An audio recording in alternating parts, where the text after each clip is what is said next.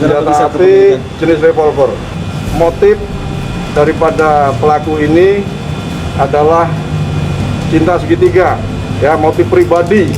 Jadi saya ulangi, tidak ada teror di Kota Makassar ini, tapi ini adalah motif atau masalah pribadi hingga terjadi penembakan yang terjadi pada hari Minggu tanggal 3 April 2022.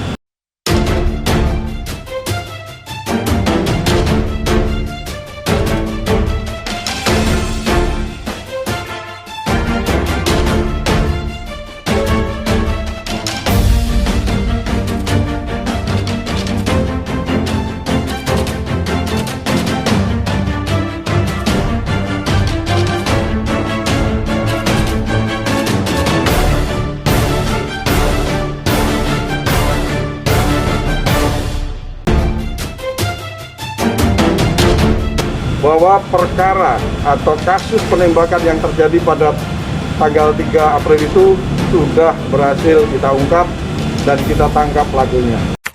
Otak pelaku adalah pejabat daripada Kota Makassar. Untuk tersangka kami beri inisial. Yang pertama adalah S.